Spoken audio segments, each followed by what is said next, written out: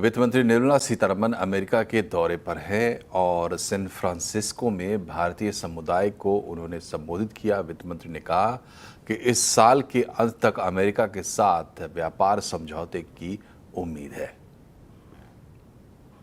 Keenness with which we are engaging with the US administration, even as I talk, I think the Vice President of United States of America is in India. He will be engaging with the Prime Minister hopefully this evening or tomorrow.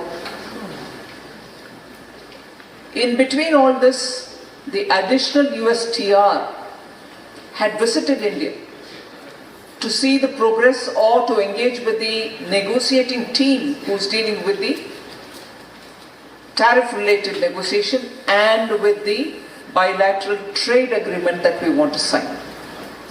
In fact, the progress of the agreement or the trade agreement that we are working on, at least a first tranche is something which we hope to conclude by the fall this year.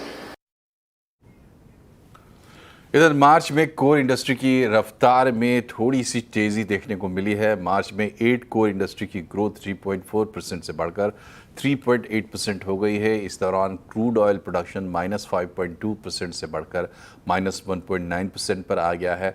Steel production 6.9% से बढ़कर 7.1% हो गया है। Electricity production में भी growth दिखी है, ये 3.6% से बढ़कर 6.2% हो गया है। और सीमेंट प्रोडक्शन 10.8% से बढ़कर 11.6% रहा है। मार्च में कोल, नेचुरल गैस, रिफाइनरी और फर्टिलाइज़र प्रोडक्शन में गिरावट दर्ज की गई है। वहीं कोर सेक्टर डेटा जारी होने की तारीख भी बदल दी गई है। अब कोर सेक्टर का डेटा हर महीने की 20 तारीख को जारी होगा।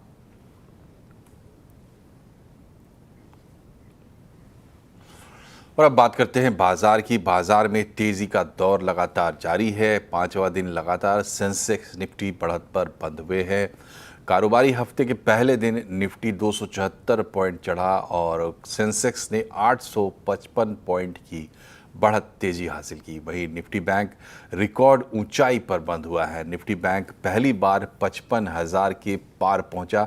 आज के बाजार में बैंकिंग, आईटी शेयरों में धुआंधार तेजी देखने को मिली और बाकी डिटेल्स बता रहे हैं यतीन मोता। क्लियरली आज निफ्टी बैंक में ऑल टाइम हाई और बाजार में शानदार तेजी हफ्ते की शुरुआत में देखने को मिली। निफ्टी के गेनर्स की बात करें तो obviously IT stocks, banking stock का सहारा तो था ही। इसके अलावा टेक महिंद्रा, ट्रेंट, इंडसइंड बैंक और पावर ग्रिड जैसे काउंटर्स में काफ़ी अच्छी तेजी देखने को मिली। 2 से 5% के बीच में यहाँ मोमेंटम आपको आता हुआ नजर पड़ा। अदानी पोर्ट्स एक एक्विजिशन के अनाउंसमेंट के बाद लगभग 1.25% लुढ़का। एचडीएफसी लाइफ, आईटीसी और एचयूएल जैसे काउंटर्स में आपने थोड़ी बहुत प्रॉफिट टेकिंग का माहौल देखा। अगर हम मिड कैप्स की बात करें तो आइडिया सेल्युलर लगभग 10% आपको मोमेंटम में दिखा। सुजलॉन, टाटा एलेक्सी और एयू स्मॉल फाइनेंस बैंक जैसे काउंटर्स में भी शानदार तेजी का माहौल रहा।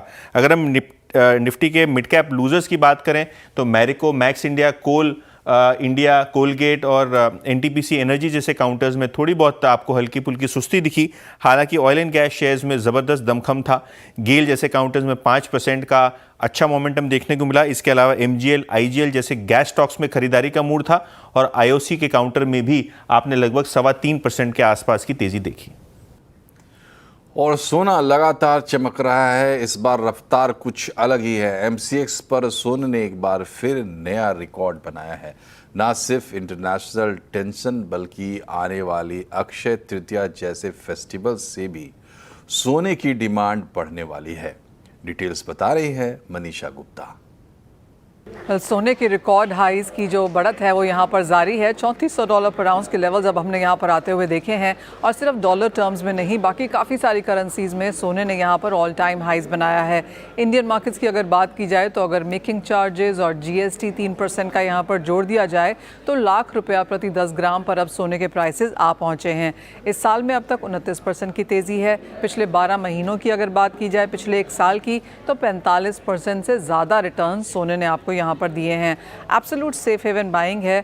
डॉलर इंडेक्स में गिरावट है, 3 साल के लोज पर वहाँ कारोबार है। बॉन्ड यील्ड्स की हालत ख़राब है, जिस तरह से टैरिफ्स की अनसर्टनिटी मार्केट्स में ऑलरेडी है, और जैसे यूएस के प्रेसिडेंट ने कहा है कि अब वो क्रिटिकल मिनरल इंपोर्ट्स के ऊपर इन्वेस्टिगेट करेंगे। उन्होंने ये भी कहा है कि यूएस फेड की जो इंडिपेंडेंस है वो सही नहीं है और शायद यूएस फेड चीफ पॉवल को यहाँ पर डिसमिस कर देना चाहिए। तो ये सारे स्टेटमेंट्स का एक इम्पैक्ट हमने यहाँ पर सोने में एज अ सेफ हेवन आता हुआ देखा है।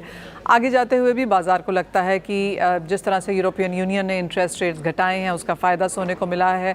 साथ ही साथ यूएस को भी यहाँ पर इंटरेस्ट रेट्स का कट करने होंगे आगे जाकर। रिसेशन की चिंताएं अभी भी बाज़ार में बरकरार हैं। यूएस ईरान से क्या बात करते हैं, यूएस और चाइना में ट्रेड टैरिफ्स को लेकर क्या होता है, तो ये सारी की सारी अनिश्चितताएं जो हैं वो सोने को एज ऑफ नाउ फेवर कर रही हैं। कहीं ना कहीं बाज़ार को लगता है कि यहाँ से भी और तेज़ी देखने को मिल पाएगी। 3500, 3700, $4,000 पर आउंस तक के लेवल्स की भी यहाँ पर बात की जा रही है। लेकिन मार्केट्स को लगता है कि इनमें से कोई भी अनसर्टनिटी अगर सॉर्ट होती हुई नज़र आएगी तो एक 8, 10, 12, 15% तक की भी मुनाफा वसूली सोने में यहाँ पर फिर मार्केट देख पाएगा। तो क्लियरली एज ऑफ नाउ जिस तरह की अनचार्टर्ड टेरिटरी में सोना है, मार्केट्स को लगता है momentum on the higher side है, लेकिन कभी भी एक मुनाफा वसूली यहाँ पर आ सकती है। बदरते तब तक 1 लाख रुपया प्रति 10 ग्राम के लेवल सोने के हैं अगर आप आज यहाँ पर बाहर जाके सोने की शॉपिंग करना चाहें तो। भारतीय टेक प्रोफेशनल्स का अमेरिका में काम करने का सपना टूटता नजर आ रहा है। गूगल, माइक्रोसॉफ्ट, मेटा जैसी कंपनियां अपने वर्कफोर्स में कटौती कर रही हैं। H1B वीज़ा को लेकर स्क्रूटनी बढ़ गई है। देखिए ये रिपोर्ट।